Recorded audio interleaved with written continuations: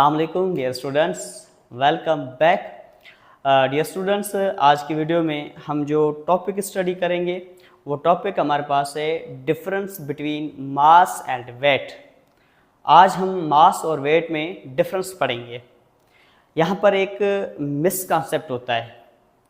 वो मिसकॉन्सेप्ट ये है कि mass and weight both are same things, लेकिन ऐसा नहीं है। अगर हम साइंटिफिकली देखें तो मास एक अलग चीज़ है और वेट एक अलग चीज़ है। फ़र्ज़ करें मैं आपसे कहूँ कि मेरे पास फ़र्ज़ करें एक ऑब्जेक्ट है या बाल है, उस बाल का जो वेट है, वेट 10 किलोग्राम है, तो क्या ये ठीक होगा? नहीं, ये गलत होगा। 10 किलोग्राम जो वेट है ये मेरे पास इस बॉल का, ये चीज़ गलत है। 10 किलोग्राम वेट नहीं होगा, ठीक है, 10 किलोग्राम मास होगा। अब इस बॉल का 10 किलोग्राम वेट क्यों नहीं है, वो भी आज हम कवर करेंगे। आज हम ये मिसकॉन्सेप्ट भी जो है ना वो कवर करेंगे, क्लियर करेंगे। हमारा जो मिसकॉन्सेप्ट होता है कि भाई वेट और मास ये दोनों सेम है, नहीं। तो हम स्टार्ट करते हैं मास से। मास हमारे पास क्या है? Quantity of matter present in a body is called मास। जितनी भी मैटर की क्वांटिटी किसी भी बॉडी में मौजूद हो उसको हम क्या कहते हैं? मास। जितनी जो है ना मैटर की क्वांटिटी, मैटर का अमाउंट ज़्यादा होगा किसी भी बॉडी में, तो हम कहेंगे उसका बॉडी का जो मास है वो भी क्या होगा? ज़्यादा होगा। फ़र्ज़ करें मैं अगर इस मार्कर की बात करूँ, इस मार्कर में जितने भी एटम्स हैं तो हम कहेंगे कि यहाँ पर जो मैटर है उसकी क्वांटिटी इसमें प्रेजेंट है, तो इसका कुछ ना कुछ मास होगा। अगर फ़र्ज़ करें मैं 2 मार्कर ले रहा हूँ, अब 2 मार्कर का मास ज़्यादा होगा as compared to single marker. क्यों? क्योंकि अब जो मैटर की क्वांटिटी है वो बढ़ गई है। अगर मैटर की क्वांटिटी बढ़ेगी तो हम कहेंगे मास भी क्या होगा? बढ़ेगा।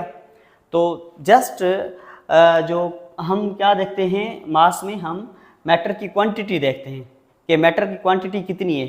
अगर कम है तो हम कहेंगे उस बॉडी का मास भी क्या होगा? कम होगा। अगर हम ऐसे कहें कि भाई एक बॉडी में मैटर की क्वांटिटी ज़्यादा है तो उसका मास भी क्या होगा? ज़्यादा होगा। अब वेट क्या है? वेट देखें, weight is a force. Weight एक फोर्स है with which earth attract body towards its centre. Weight एक फोर्स है। किसकी फोर्स है? एक अर्थ की फोर्स है। क्या करती है? किसी भी बॉडी को अपनी सेंटर की तरफ अट्रैक्ट करती है। ये फर्क है। वहां पर था quantity of matter present in a body, यहाँ पर है फोर्स। एक वेट एक फोर्स है जो कि किसी भी बॉडी को अर्थ जो है अपनी सेंटर की तरफ अट्रैक्ट करती है, इसको हम कहते हैं वेट। यहाँ पर मैंने आपको क्या बताया कि अगर एक बॉल का मास जो है 10 किलोग्राम है तो ये ठीक है। अगर मैं ऐसे बोलूँ कि इसका वेट जो है वो 10 किलोग्राम है, ये चीज़ गलत है। अब एक तो डिफरेंस क्लियर हो गया, ठीक है। यहाँ पर क्वांटिटी ऑफ मैटर, वहाँ पर वेट बेसिकली एक फोर्स है। किसकी फोर्स है? अर्थ की फोर्स है। क्या करती है अर्थ? किसी भी बॉडी को अपनी सेंटर की तरफ अट्रैक्ट करती है। ठीक हो गया। अब दूसरा, मास का अगर डिफरेंस देखें, it is a scalar quantity. ये हमारे पास एक स्केलर क्वांटिटी है, सही है। और वेट हमारे पास एक वेक्टर क्वांटिटी है, सही है। वेक्टर के पास क्या होगा? मैग्नीट्यूड होगा, डायरेक्शन होगा, यूनिट भी होगा। यहाँ पर आप देखें, it is a scalar quantity. ये हमारे पास एक स्केलर क्वांटिटी है और स्केलर क्वांटिटी के पास यूनिट होता है और मैग्नीट्यूड होता है, सही है। अब वेट का डायरेक्शन कहाँ होगा? वेट का डायरेक्शन होगा डाउनवर्ड। अगर फर्ज करें इस मार्कर को अगर देखें तो मार्कर को अर्थ अट्रैक्ट करेगी सेंटर की तरफ, तो उस फोर्स की डायरेक्शन या वेट की डायरेक्शन कहाँ होगी? डाउनवर्ड होगी, सही है। तो उसकी डायरेक्शन होगी। और यहाँ पर जो थर्ड हमारे पास है वो है वेट का जो ऐसा यूनिट है वो न्यूटन है। क्यों? क्योंकि वेट बेसिकली क्या है बेटा? एक फोर्स है। वेट बेसिकली क्या है? फोर्स है। तो फोर्स का यूनिट क्या होगा? न्यूटन होगा। और यहाँ पर देखें जो मास का यूनिट है वो किलोग्राम है।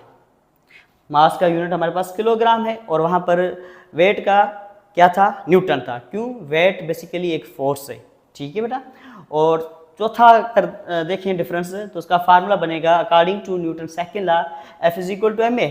अगर हम यहाँ से मास को कैलकुलेट करें तो एक्सेलरेशन क्या हो रहा है, मल्टीप्लाई, यहाँ के क्या होगा, डिवाइड, तो F upon a is equal to m। अगर हम यहाँ देखें फार्मूले की बात करें तो F is equal to ma according to Newton second law. यहाँ पर देखें वेट बेसिकली एक फोर्स है, तो वेट बेसिकली एक फोर्स है, मतलब फोर्स की जगह पर हम W भी लिख सकते हैं, सही है बेटा। और अगर देखें F इज इक्वल टू किसके बराबर होता है, ma। किसी भी ऑब्जेक्ट के ऊपर आप फोर्स लगाएंगे तो उसके अंदर क्या प्रोड्यूस होगी, एक्सेलरेशन प्रोड्यूस होगी। और यहाँ पर जो एक्सेलरेशन है वो हमारे पास क्या है, g है, ठीक है। और g हमारे पास क्या है, एक्सेलरेशन ड्यू टू ग्रेविटी। और यहाँ पर g की जो वैल्यू है 9.8 मीटर पर सेकेंड स्क्वायर, या अप्रोक्सीमेटली अगर हम राउंड ऑफ करें तो यहाँ पर होगा 10 मीटर पर सेकेंड स्क्वायर, ठीक है। तो यहाँ पर m सेम और एक्सेलरेशन की जगह पर कौन आएगा, g। इसको हम कहते हैं एक्सेलरेशन ड्यू टू ग्रेविटी, सही है। तो वेट का फार्मूला होगा weight is equal to mg, और मास का फार्मूला होगा m is equal to f upon a, ठीक हो गया बेटा। अब देखें weight is zero at the centre of earth. Weight जो है वो जीरो हो सकता है, कहाँ पर होगा, अर्थ के सेंटर पर। क्यों, एट द सेंटर ऑफ अर्थ जो g की वैल्यू होती है वो जीरो होती है। बात समझ आ रही बेटा। अगर हम सेंटर ऑफ अर्थ की बात करें तो वहाँ पर g की जो वैल्यू है वहाँ पर जीरो होती है। अगर आप यहाँ पर जीरो पुट करेंगे, सही है, तो वेट क्या होगा, जीरो हो जाएगा, ठीक हो गया। लेकिन कहाँ होगा, सेंटर ऑफ अर्थ पर, सही है। अगर यहाँ बात करें तो mass can never be zero, mass कभी भी जीरो नहीं होगा। एक ऑब्जेक्ट है तो उसका कुछ ना कुछ मास होगा। यहाँ पर फर्स्ट करें इस मार्कर की बात करें तो मार्कर का कुछ ना कुछ मास होगा। क्यों, क्योंकि हमारे पास ये एक बॉडी, एक ऑब्जेक्ट है, ऑब्जेक्ट का कोई ना कोई मास होगा, ठीक है। तो मास कभी भी जीरो नहीं हो सकता। Mass does not change from place to place, और मास कभी भी जगह, एक जगह से दूसरी जगह तक अगर किसी भी ऑब्जेक्ट को हम लेकर जाएं तो वहाँ पर मास चेंज नहीं होगा। अगर फर्ज करें एक ऑब्जेक्ट जो है हम अर्थ पर ले रहे हैं, उसका मास जो है 10 किलोग्राम है, अगर मैं उसको किसी और प्लेनेट पर ले जाऊं तो क्या होगा, क्या उसका मास बढ़ेगा, नहीं। क्या उसका मास कम होगा, नहीं। ऑब्जेक्ट सेम होगा, बॉडी सेम होगी, मास सेम रहेगा, ठीक है। तो मास कभी भी चेंज नहीं होगा प्लेस टू प्लेस, ठीक हो गया बेटा।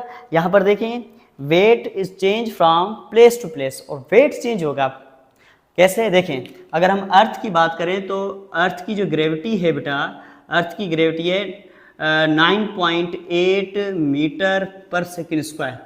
अगर हम अर्थ के अलावा अगर हम फर्स्ट करें मून की ग्रेविटी की बात करें, ग्रेविटी ऑफ मून, तो अप्रोक्सीमेटली बेटा वो बराबर होती है 2 मीटर पर सेकेंड स्क्वायर।